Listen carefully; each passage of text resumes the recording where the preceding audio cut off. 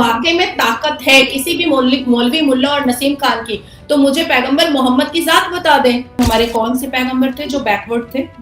क्या पैगंबर मोहम्मद बैकवर्ड थे? हजरत इब्राहिम बैकवर्ड थे?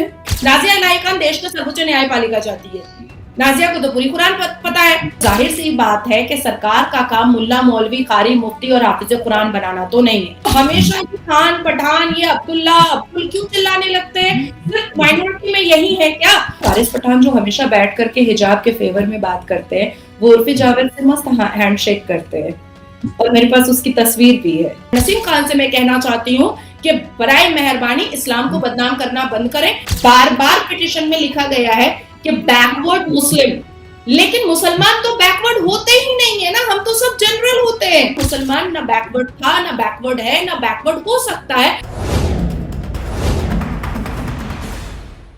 आज के दिन की एक बड़ी खबर है। महाराष्ट्र सरकार ने नौकरियों और शिक्षा में मुस्लिमों को मिलने वाला जो 5% रिजर्वेशन जो है उसको रद्द कर दिया है। मंगलवार को राज्य के सोशल जस्टिस डिपार्टमेंट ने एक सरकारी रेजोल्यूशन जारी कर पिछले आदेश को कैंसिल किया है। पिछली कांग्रेस एनसीपी सरकार ने मराठों को 16% और मुस्लिमों को 5% कोटा देने के लिए एक ऑर्डिनेंस जारी किया था। हालांकि पिछले 10 सालों से ये आदेश जो है इनवैलिड था, क्योंकि कांग्रेस सरकार की ओर से लाया गया ये अध्यादेश 6 हफ्ते के बाद विधानसभा में जो है पास ही नहीं हो सका था। और अब जबकि देवेंद्र फडणवीस सरकार ने ऐसा बड़ा फैसला लिया है, तो जाहिर सी बात है कि राजनीतिक गलियारों में हलचल तेज हो रही है और खास तौर से जो मुस्लिम नेता हैं उनके भीतर जो है खास इसको लेकर के नाराजगी दिखाई दे रही है। इस पूरे मसले पर बातचीत करने के लिए इस समय हमारे साथ मौजूद हैं नाजिया इलाही खान जी।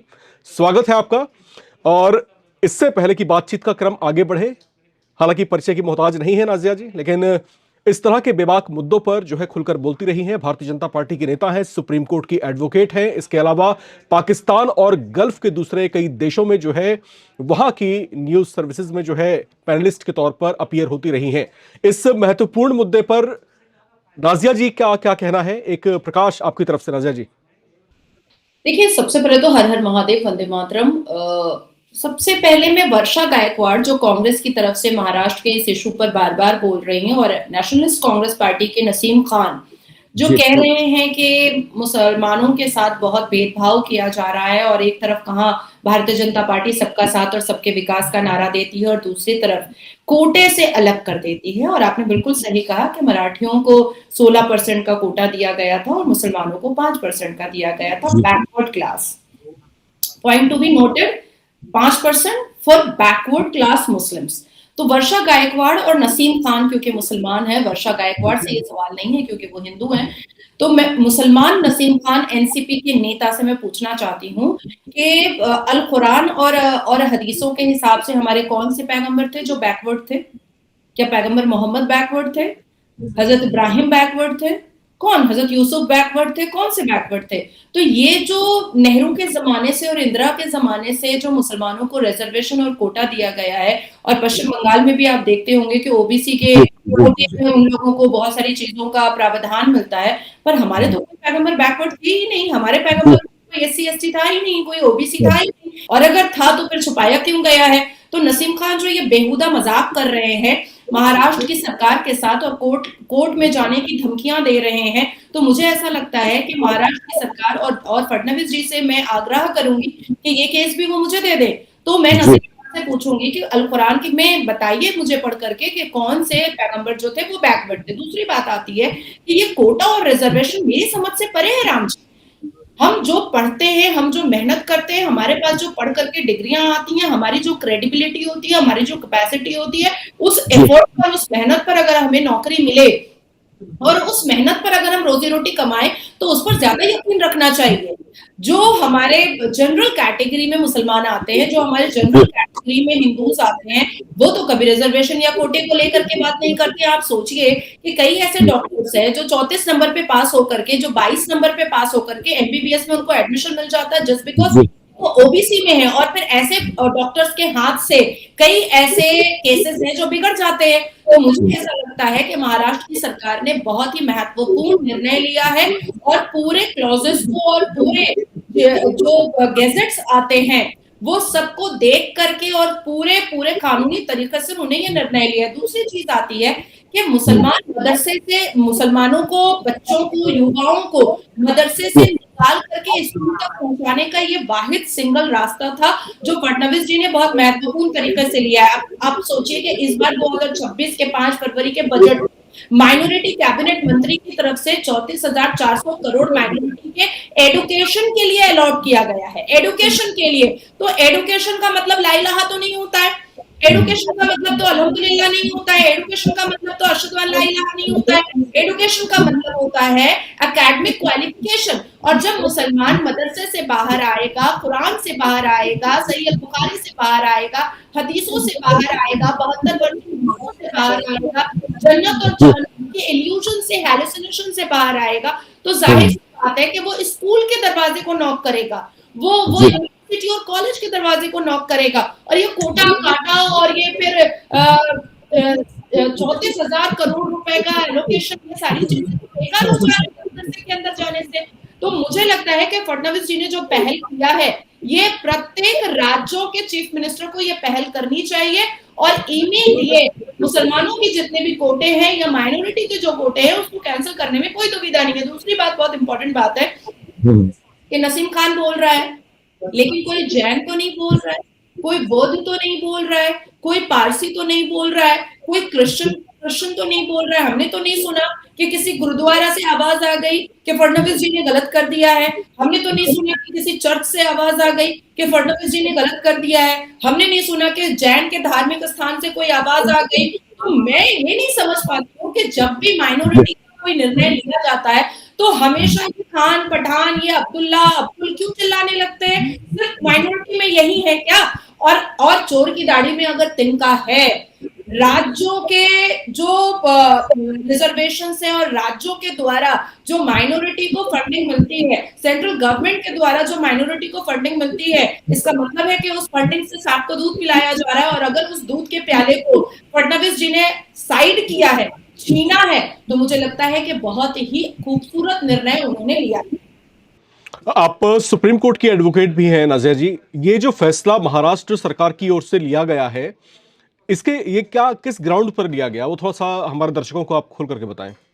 देखिए, इससे पहले जब 2014 में जब एनसीपी की सरकार और इसके बाद फिर जब उद्धव ठाकरे की भी सरकार कुछ वक्त के लिए आई थी, तो इस मैटर को, इसको कोटे को बहुत ही रिजर्व करके रख दिया गया था। और उसके बाद जैसे ही फडणवीस जी की सरकार आई तो इसको हाईकोर्ट लेकर गया था और हाईकोर्ट ने ये कहा था कि आप इसको पढ़ लें और इसको पढ़ने के बाद अगर सरकार इसको चाहती है तो इम्प्लीमेंट करे जो 5% जो एनसीपी की सरकार ने कहा था, जो फिक्स किया था, और 16% मराठियों को जो फिक्स किया था।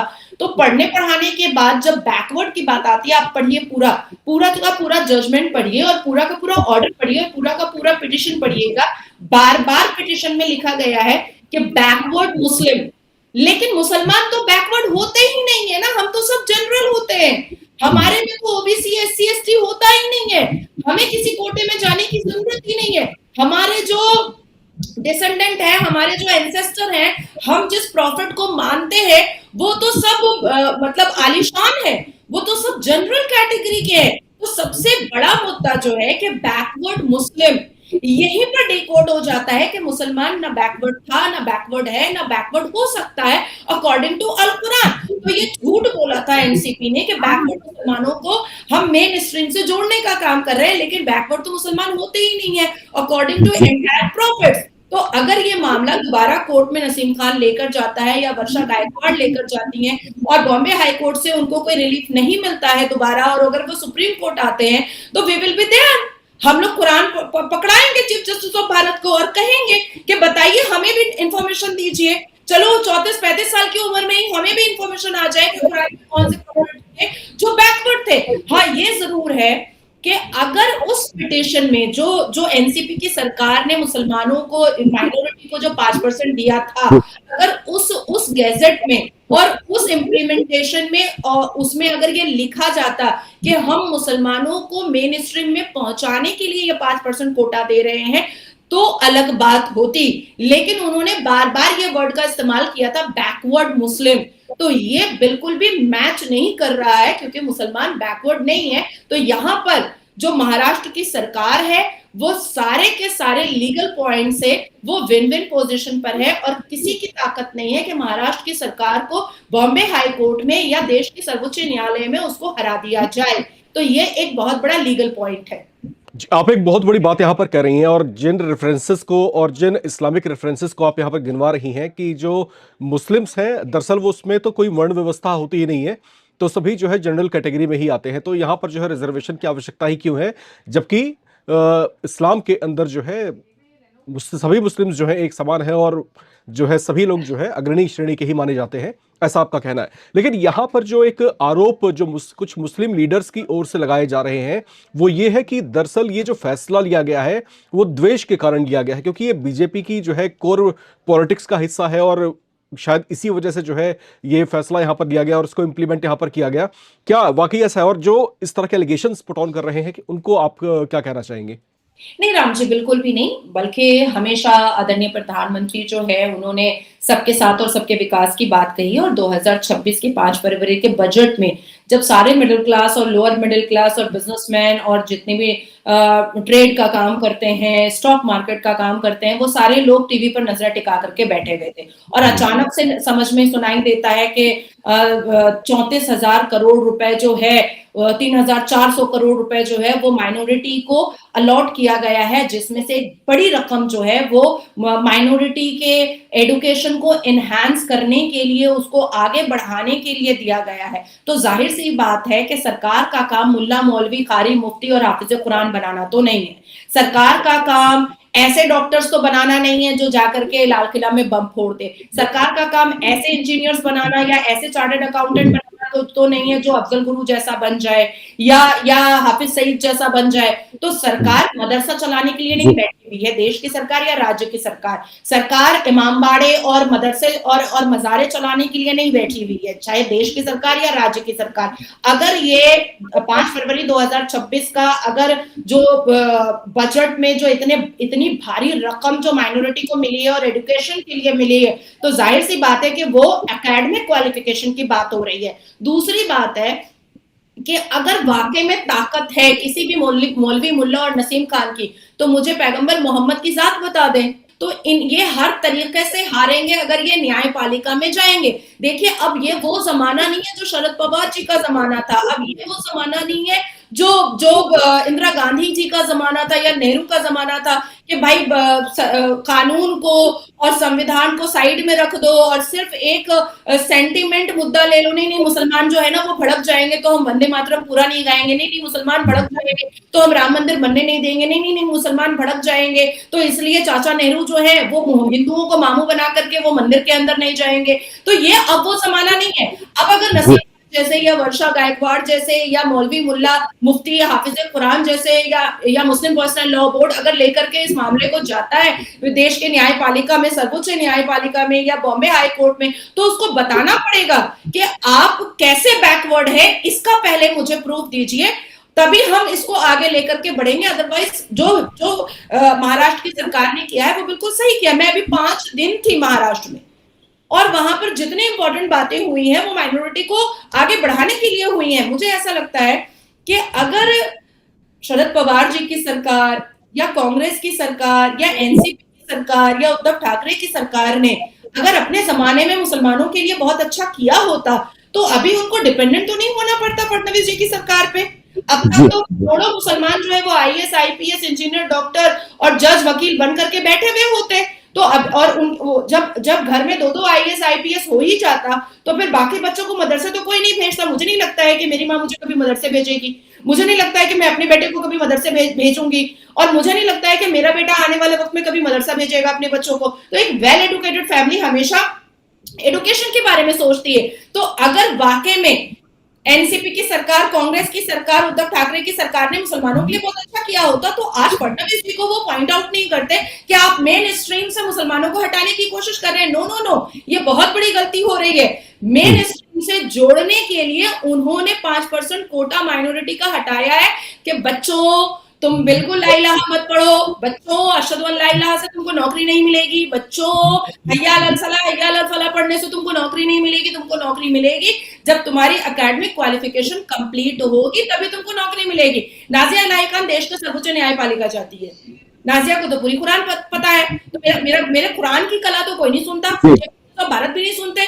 तो जो हाफिज कुरान है या जो अजान मुअज्जिन दे रहा है, उसका काम ना ही गवर्नमेंट सेक्टर पे है और ना ही प्राइवेट सेक्टर पे है और ना ही कॉर्पोरेट सेक्टर पे है। तो फडणवीस जी ने मुसलमानों को मेन स्ट्रीम से जोड़ने के लिए, एकेडमिक क्वालिफिकेशन से जोड़ने के लिए ये जो चूरन था ये उनके पास से हटाया है और कहा है कि मदरसे के बजाय तुम स्कूल आओ, तुम कॉलेज आओ, तुम यूनिवर्सिटी आओ। और नसीम खान से मैं कहना चाहती हूँ कि बराए मेहरबानी इस्लाम को बदनाम करना बंद करें। हमारे जितने भी प्रॉफिट थे, जिनके हम डिसेंडेंट हैं, हम सब जनरल है, हमारे में कोई बैकवर्ड नहीं है। नाज़रीन जी, एक चीज यहाँ पर देखने को मिल रही है, बहुत ही मैं इस बात का जिक्र यहाँ पर जरूर करना चाहूंगा कि अब जो महाराष्ट्र सरकार के इस फैसले का विरोध कर रहे हैं, खास तौर से वो मुस्लिम लीडर्स जो इस तरह के मुद्दों पर पहले भी मुखर रहे हैं और इस तरह के फैसले पर भी जो है अपने जो है बयानबाजियां जाहिर कर रहे हैं और कहीं ना कहीं जो महाराष्ट्र सरकार है उसके फैसले पर प्रश्न चिन्ह लगाने की कोशिश कर रहे हैं। अब सोचने और विचारने की बात थोड़ी सी ये है नाज़रीन जी कि जो लोग इस तरह के आक्षेप लगा रहे हैं या फिर जो महाराष्ट्र सरकार के फैसले पर प्रश्न चिन्ह उठा रहे हैं, क्या वो कभी खुद जो है मदरसों में गए हैं? क्या कभी खुद उनके बच्चे जो हैं वो मदरसों में पढ़ने के लिए गए हैं? अगर वाकई में उनके लिए वो चीजें रिलेवेंट नहीं थी तो फिर वो आज के जमाने में इन चीजों को रिलेवेंट करके क्या कुछ प्रूव करना चाहते हैं? दूसरी महत्वपूर्ण बात यह कि रिजर्वेशन, जैसा कि आप कह भी रही थी यहां पर, कि रिजर्वेशन हम तब तय करते हैं जब किसी वर्ग को जो है मेन स्ट्रीम का हिस्सा बनाने के प्रयास किए जाते हैं। तो इस तरह के क्लेम जो है दूसरी माइनॉरिटी की तरफ से देश में नहीं है। तो यहां पर क्या ये खालिस राजनीति का ही हिस्सा है? आपको क्या लगता है? देखिए, मैं महाराष्ट्र में बहुत मतलब हमेशा आती जाती है रहती हूँ। मुझे नहीं लगता है कि कोई भी महीना ऐसा खाली होता होगा कि मैं महाराष्ट्र ना जाऊँ, क्योंकि बॉम्बे हाई कोर्ट के बहुत सारे मामले में देखती हूँ और मंत्रालय और भाजपा कार्यालय, ये मेरा अप एंड डाउन हमेशा रहता है महाराष्ट्र का। वारिस पठान के बच्चे जो हैं वो विदेश से पढ़कर आए हैं। वारिस पठान जो हमेशा बैठ करके हिजाब के फेवर में बात करते हैं, वो उर्फी जावेद से मस्त हैंडशेक करते हैं और मेरे पास उसकी तस्वीर भी है, मेरे पास प्रूफ भी है। ठीक है, अब दूसरी बात आती है कि अबू आजमी वगैरह जो वहां पर बैठे हुए हैं महाराष्ट्र में मुसलमानों के हितैषी बन करके, मुसलमानों के ठेकेदार बन करके, तो उनके घर की रिहाइश तो बहुत मॉडर्न है। और अभी हालिया में एक मुमरा को बना रही थी कि मैं पूरा हरा रंग देंगे, पूरा हरा रंग देंगे, तो कल तक वो वेस्टर्न आउटफिट्स में घूम रही थी और अचानक से जैसे ही उसको इलेक्शन MIM से लड़ना पड़ा तो उसके शरीर पर हिजाब आ गया। तो मुझे ऐसा लगता है कि अगर वाकई में मुसलमानों को इनको इनहांस करना है, इनको एडुकेट करना है, इनका फ्यूचर ब्राइट एंड शाइन करना है, तो वो स्कूल और कॉलेज और यूनिवर्सिटी में है, वो मदरसे में नहीं है। अब आपके दूसरे सवाल का मैं जवाब देती हूँ कि एक्चुअली में ये अपने घर के बच्चों को कभी लाठी खाने के लिए तो बाहर निकालते नहीं है, प्रोटेस्ट के लिए बाहर निकालते नहीं है, कभी धरना पर और धरना वरना के लिए या हड़ताल के लिए तो बाहर निकालते नहीं है। ये करते क्या है, ये वही बच्चों को निकालते हैं जो बेचारे गरीब घर से आते हैं, जिनको मदरसा में ये जबरदस्ती पढ़वाते हैं, और ये बच्चे बाहर निकलते हैं इनके लिए नाराए तकबीर अल्लाह अकबर का नारा लगाने के लिए। आप मुझे कोई एक ऐसा इंसिडेंट बताइए 20-25 साल का कि असदुद्दीन अवैसी का बेटा, बीबी और बेटी बाहर आई है प्रोटेस्ट पर। मुझे एक इंसिडेंट बताइए कि वारिस पठान के घर के परिवार की बहू बेटियां और बच्चे बाहर आए हैं प्रोटेस्ट पे। मुझे एक इंसिडेंट बताइए अबू आजमी के परिवार वाले बच्चे, बेटी, बहू और बेटा बाहर आया है प्रोटेस्ट पर। वो लोग सज धज करके अचानक से आएगा इलेक्शन लड़ने के लिए, मानो जैसे शाहजहां का बेटा आया है। तो ये वो बच्चे हैं जिनके साथ पॉलिटिक्स ये लोग खेल रहे हैं, जो इनकी भीड़ बनते हैं, जो इनके लिए एक काफिला बनते हैं, जो इनके लिए एक कबीला बनाते हैं, जो इनके लिए लाठी खाते हैं। अब ये पढ़ लेंगे, ये वकील बन जाएंगे, ये डॉक्टर बन जाएंगे, ये इंजीनियर बन जाएंगे, ये जज बन जाएंगे, ये आर्मी ऑफिसर बन जाएंगे, ये प्रोफेसर बन जाएंगे। तो क्या ये असदुद्दीन अवैसी के लिए नारा लगाएंगे? कभी नहीं लगाएंगे। क्या ये वारिस पठान की बदतमीजी वाली बातों पर ये अग्री करेंगे? कभी नहीं करेंगे। तुरंत काउंटर मारेंगे कि तुम तो उर्फी जावेद से हैंडशेक करते हो, फिर तुम हमारे घर की बेटियों को हिजाब पहनाने क्यों बोल रहे हो? तो इसलिए इनको ऐसा लगता है कि एक भारी मात्रा में मुसलमान जो है वो सिर्फ दीनी तालीम, सिर्फ अरबी तालीम में महदूद रह जाए, लिमिटेड रह जाए, ताकि इनके वरगलाने पर, इनके बहकाने पर और इस्लाम के जस्टिफिकेशन पर इनसे वो कुछ भी करवा ले और ये नेता बन करके मलाई खाते रहें। एडुकेट होने नहीं देना चाहते हैं आने वाली पीढ़ी, युवा पीढ़ियों को। लेकिन अब क्योंकि भाजपा ने ये ठान लिया है कि मुसलमानों को हम मेन स्ट्रीम में लाएंगे, मुसलमानों को हम बिल्कुल सेल्फ डिपेंडेंट बनाएंगे, मुसलमानों को हम आगे ला करके उनको एजुकेशन के हिसाब से ब्राइट और शाइन करेंगे और तब फिर वो खुद तय करेंगे कि हमें करबला के लिए लड़ना है या हमें अपने करियर और फ्यूचर के लिए लड़ करके अपने लीगल राइट को, अपने फंडामेंटल राइट को, अपने एजुकेशन राइट को हमको उसके लिए आवाज उठानी है। इस्लाम के लिए, इस्लाम को बचाने के लिए अल्लाह और मोहम्मद काफी है। हमें नहीं लगता है कि हम अल्लाह और मोहम्मद से बड़े हैं जो हम इस्लाम को बचा लेंगे। हमें ये चाहिए कि जिस देश में हम रह रहे हैं, जिस राज्य में हम रह रहे हैं और जिस परिवार के साथ हम रह रहे हैं, हम उसको कैसे ब्राइट और शाइन और सेफ और सिक्योर कर सकते हैं राज्य की सरकार और देश की सरकार से अपने डिमांड को सामने रख करके, अपने एजुकेशन राइट को सामने रख करके। तो ये जितने भी 2-4 चिंटू मिंटू मुसलमान के ठेकेदार बनकर के महाराष्ट्र में बैठे हैं, ये बेसिकली पॉलिटिक्स खेल रहे हैं और इस्लामिक पॉलिटिक्स खेल रहे हैं, क्योंकि इनका है कि बस कैसे भी करके एक और टुकड़ा भारत का हो जाए और उसके बाद फिर असदुद्दीन अवैसी को या अबू आजमी या कोई भी एक मुसलमान का नेता आएगा और वो कहेगा कि मैं वहां का वजीर आजम हूँ। यही इनकी स्ट्रैटेजी है और इसको डिकोड करना बिल्कुल। और मेन स्ट्रीम का हिस्सा बनाने के लिए और मुख्य धारा से जोड़ने के लिए तमाम तरह के प्रयासों की बहुत आवश्यकता है और प्रदेश की सरकार, जो महाराष्ट्र की सरकार है, वो इस दिशा में कदम को आगे बढ़ा रही है। और जिस तरीके से यहाँ पर 5% मुस्लिम आरक्षण को ख़त्म किया गया, जो सरकारी नौकरियों में वो 5% आरक्षण का लाभ नहीं मिलेगा। सरकारी जो शिक्षण संस्थान जो है वहाँ पर एडमिशन के लिए 5% आरक्षण का लाभ अब नहीं मिल पाएगा। हालांकि इसको लेकर के सरकार के पास अपने कुछ तर्क हैं और जिस तरीके से जो है नाज़िया इलाही खान जी जो है अपनी बात को सबमिट कर रही थी, और इसके अलावा जो है जो अब क्या परिवर्तन की दिशा में आगे बढ़ने की आवश्यकता है, या फिर जो मुस्लिम यूथ जो है क्या उसको नए सिरे से ये सोचने, विचार विमर्श करने की आवश्यकता है कि क्या वाकई में आज भी धर्म के आधार पर या संख्या बल के आधार पर उनको आरक्षण की जरूरत है। अगर वाकई है तो देश की क्या बाकी माइनॉरिटीज को भी इसी आधार पर दिया जाना चाहिए। यह पिछले कई दशकों से लगातार बहस का और चिंतन मंथन का विषय बना हुआ है। आप इस पूरे मुद्दे पर क्या सोचते हैं, लिख करके कमेंट बॉक्स में जरूर शेयर करें। नाज़िया इलाही खान जी हमारे साथ जुड़ी थी, आपका बहुत बहुत शुक्रिया। देखते रहें नवभारत टाइम्स।